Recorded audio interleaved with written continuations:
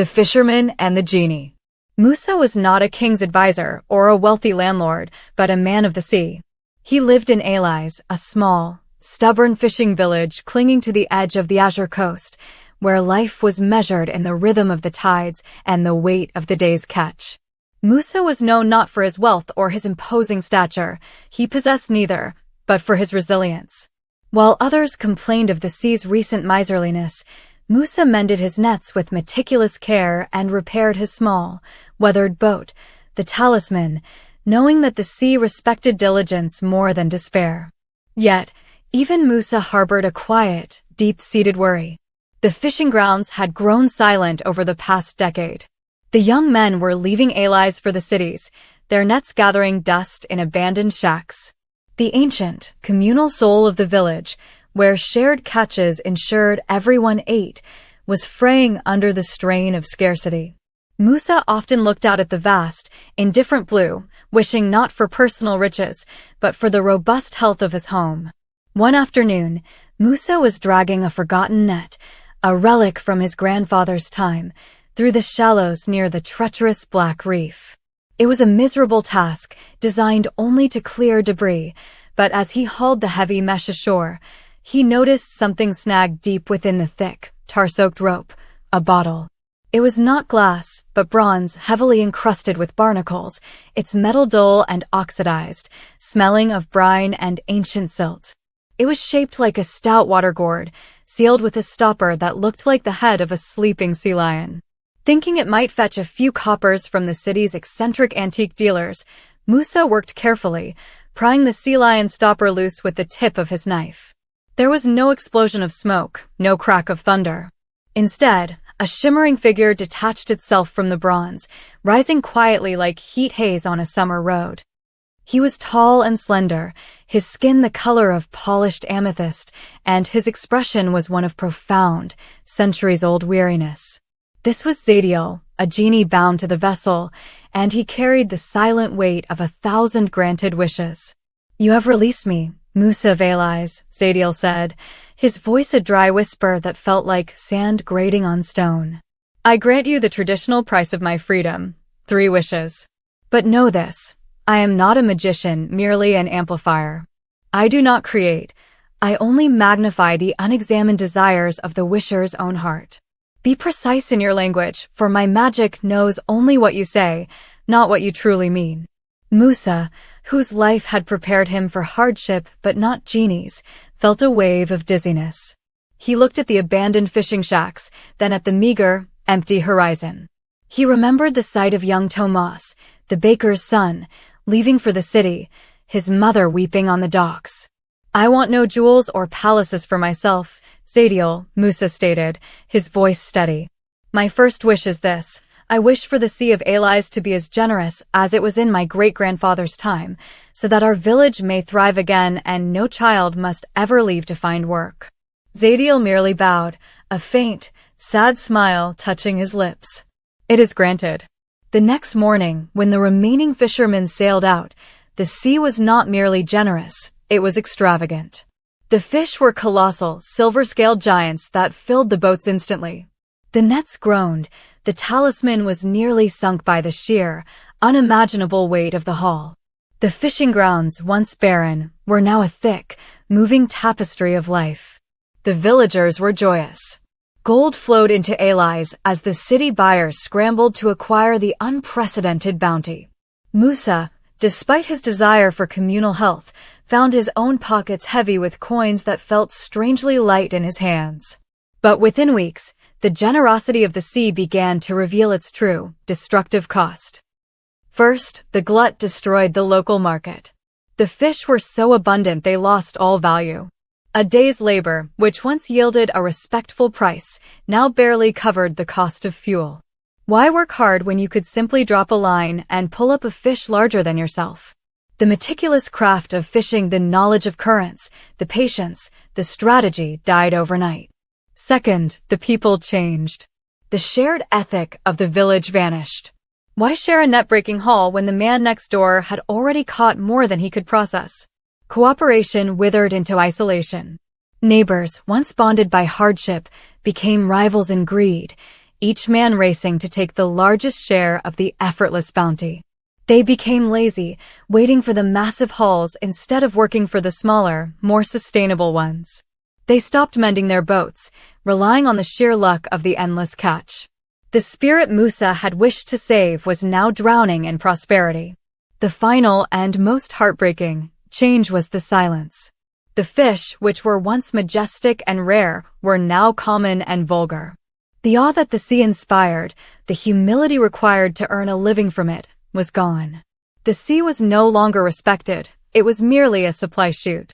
Musa missed the struggle, the quiet satisfaction of a hard-earned dinner. Musa sat by the shore, the silver from his great haul untouched, and rubbed the brass bottle. It had lost its dull patina and now shone with an aggressive, almost sickly brightness. Zadiel, he called, his voice heavy with regret. The genie shimmered into view, his expression unchanged. The sea is generous, Musa. Elais is thriving, by the measure of abundance. Why the sorrow? I wished for generosity, but you gave us gluttony. I wished for the village to thrive, but you have starved its soul. The people are rich, but their character is poor. Zadiel sighed, the sound like dry sand hitting glass. I granted your precise wish, Musa. You asked for the generosity of the quantity of the past, so I provided fish without limit. You asked for Elais to thrive, which you defined as stopping children from leaving for work, a measure of external success. You did not wish for the courage, the patience, or the humility that once defined Elais. The magic merely amplified the flaw in your desire, the belief that an external change could fix an internal failing. Musa stared at the shimmering genie, the immense burden of his mistake pressing down on him. He had been so sure he was wise, so sure he was selfless, but he had failed to examine the price of ease. I have 2 wishes left, Musa said, his voice now raw with understanding. I must undo this. To undo one external mess, you will only create a larger one, Zadiel cautioned. You could wish for the fish to leave, but then Elais will face famine. You could wish for the people to share, but the magic of the heart is volatile. Musa looked out at the sea, vast and still, now unnervingly silent, as if exhausted by its own excess. He realized that the prosperity of his great-grandfather's time was not about the fish. It was about the effort required to catch them, the trust required to share them, and the awe required to respect the source. My second wish, Musa declared, standing tall, his fisherman's hands rough and competent, is not for the sea, nor for the wealth. I wish for this. I wish for the people of Elais to be forced to use their hands, their minds, and their neighborly trust again. I wish the sea to return to a state where the catch is steady, but requires skill and cooperation to bring ashore. Zadiel's amethyst skin seemed to flicker violently. His voice was strained. This is a wish for internal virtue, Musa. It is a wish against the natural order of granted ease. It requires me to tamper with the very concept of worth. Then do it, Musa insisted. Make the sea demand effort. Make the bounty conditional on diligence. With a silent, wrenching effort that caused the polished bronze bottle to momentarily turn dull gray again, Zadiel executed the wish. The change this time was subtle. The enormous, easy fish vanished overnight. The next day, the fisherman found the sea had returned to its normal, challenging self. The nets required patient, skilled deployment. A man needed 2 boats and 4 strong arms to haul the day's work. At first, there was anger and confusion. The fisherman, softened by easy money, cursed Musa and the fickle sea. But soon, the old ways began to resurface. The men who had left their boats rotting now had to work together to fix them. The meager catches forced them to resurrect the communal sharing traditions. The bakers, who had spent weeks gambling with their sudden wealth, were suddenly needed again to trade bread for fish. Musa watched the change. The village did not grow rich, but it grew strong. The laughter returned, the shared effort returned, and the respect for the sea, and for each other, returned. Weeks later, the village was stable, happy in its renewed, hard-won existence. Musa sat with the genie's bottle, which now rested on his workbench, looking like a simple, heavy tool. Zadiel materialized one last time. You have 1 wish remaining, Musa. You have already used one to achieve destructive abundance and the second to wish for the discipline of hardship. What now? Musa picked up his needle and thread, fixing a tiny tear in the talisman's sail. I have my final wish, he said, his eyes meeting his. I could wish for eternal security, or to make Alais the greatest kingdom on the coast. But I have learned the great secret of all true prosperity, Zadiel. And what is that secret? The genie asked, perhaps for the first time in centuries, genuinely curious.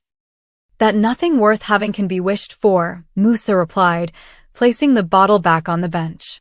The joy of Alais was never in the size of the fish, but in the sweat of the brow and the trust between neighbors. A wish only grants the result, never the worth of the effort. True happiness is earned by hand, not by magic. He looked at the bottle, which was now completely dull, no longer shimmering.